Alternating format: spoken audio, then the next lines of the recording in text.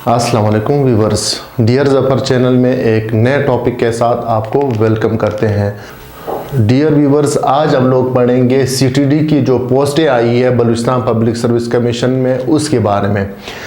CTD में जो पोस्टें आई है उसमें सबसे पहले असिस्टेंट डायरेक्टर, कारपोरल और सार्जेंट की सारी पोस्टें, उनका जो आप कह लें कि सिलेबस जो है वो एक ही है। इसमें सबसे अहम जो पोस्ट है या जो सबसे ज़्यादा पोस्टें हैं 1600 वो कारपोरल की है। तो उस हवाले से हम लोग आज ज़्यादा फोकस करेंगे कारपोरल पे।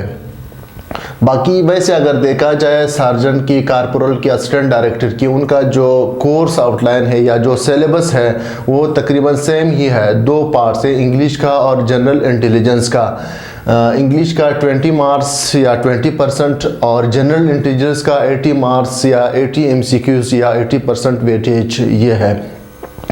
इसमें जो सबसे अहम बात है कारपोरल में ये है कि इसमें जो एलिजिबिलिटी क्राइटेरिया है इसमें एज लिमिट रखी है। एज लिमिट जो है वो 18 to 28 ईयर्स ऑफ एज है, यानी 18 साल से 28 साल तक। ये तो इंटरेस्टिंग इस हवाले से है कि इसमें ज़्यादातर लोग या बड़े बड़े जो गुरु है वो तकरीबन 28+। कारपोरल के लिए मिनिमम क्वालिफिकेशन जो है वो 14 ईयर्स ऑफ एजुकेशन या एकेडमिक कैरियर रखा। BA, BSc या BS जिनकी डिग्री है 4 ईयर वो सारे एलिजिबल है, लेकिन एज लिमिट ये है कि उनकी एज जो है वो 28+ ना हो। तो उस हवाले से देखा जाए तो इसमें आप कह लें कि कंपटीशन काफ़ी कम हो जाती है, क्योंकि ज़्यादातर कैंडिडेट्स जो है वो 28+ है। Recently Balochistan public service commission ने इसका सिलेबस जो है वो इशू कर दी है और इसमें 100 MCQs होंगे। 20 MCQs इंग्लिश के और 80 MCQs जो है वो जनरल इंटेलिजेंस के। तो सबसे पहले पढ़ते हैं इंग्लिश के बारे में। वोकैबुलरी जो है वो काफ़ी ट्रिकी भी है, ट्रिकी इस सेंस में कि इसका कोई लिमिट नहीं है। तो वोकैबुलरी में आपके पास आ जाएंगे सिनोनिम्स, एंटोनिम्स, यानी अल्फाज मुतरादिब या अल्फाज विद सेम मीनिंग, सिनोनिम्स, और अल्फाज या वर्ड्स उसके एंटोनिम्स या अल्फाज उलट जो उर्दू में हम लोग कहते हैं। तो वोकैबुलरी के लिए मैं रेकमेंड करूंगा बेनस वालों की बुक है JRE की है। तो उसमें आपके पास तकरीबन 4000 वर्ड्स है। उसमें 300 से 400 वर्ड्स जो है वो हाई फ्रीक्वेंसी वर्ड्स जो है कम से कम वो आप लोग याद कर ले, तो मैं भी आपकी ये जो वोकैबुलरी वाला पोर्शन है वो अच्छा हो जाए।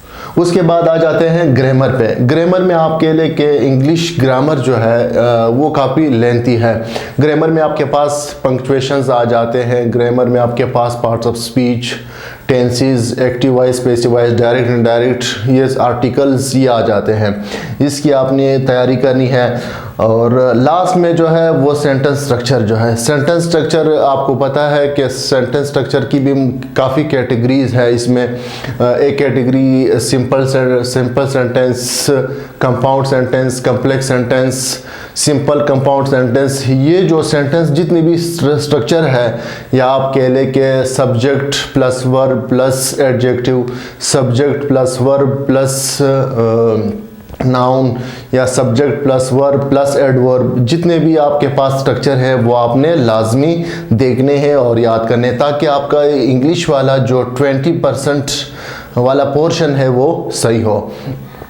दूसरा जो हमारे पास पोर्शन है कारपोरल का, सार्जेंट का या असिस्टेंट डायरेक्टर के, जितने भी ये टेस्ट है उनका दूसरा पोर्शन या 80% मार्क्स का जो पोर्शन है वो हमारे पास है जनरल इंटेलिजेंस का। जनरल इंटेलिजेंस को भी काफ़ी तकरीबन 4 ग्रुप्स में फर्दर डिवाइड किया गया है। उसमें पहला हमारे पास है जनरल नॉलेज। जनरल नॉलेज आपको पता है कि काफ़ी वास्ट कोई भी चीज़ आ सकती है। तो एवरीडे साइंस आपको पता है कि जैसे ग्लोबल वार्मिंग है हमारे पास, ओजोन लेयर, हमारे पास मुख्तलिफ चीज़ें हैं एवरीडे साइंस में। जैसे एक सवाल है कि आसमान जो है वो नीला क्यों दिखता है, या आप कह लें कि कॉमन जो सवाल है कि एक किश्ती नहीं डूबती, एक जो है सुई वो डूब जाती है। तो इस तरह के जो ट्रिकी क्वेश्चंस है साइंस रिलेटेड वो आ जाएंगे।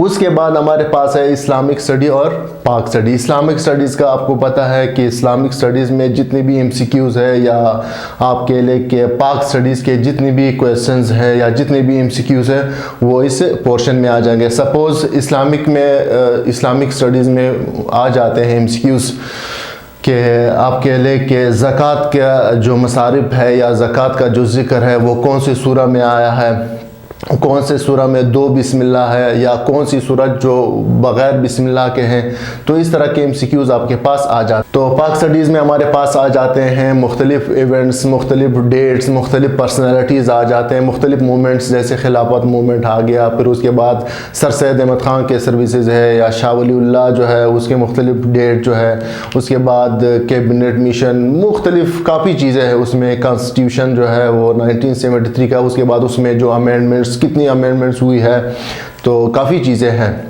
ये आपने डिटेल से पढ़नी है। इस तरह आपसे पूछा जा सकता है पंजाब का गवर्नर कौन है, या रिसेंटली जो PSL हुई है उसका पैनल किसने जीता। इस तरह के मुख्तलिफ क्वेश्चन जितने भी करंट्स हैं, और या कह ले कि यूक्रेन रशिया जो वहाँ पे क्राइसिस चल रहा है या जंग चल रहा है, उस हवाले से आपके ले के मुख्तलिफ MCQs आ जाते हैं। तो ये हुआ हमारे पास जनरल इंटेलिजेंस का दूसरा पोर्शन। तो जितने भी यहाँ पे पोस्ट है, सर्जेंट की, कारपोरल की, असिस्टेंट डायरेक्टर की, उन सब का जो कोर्स सिलेबस है वो सेम ही है। तो आज मैं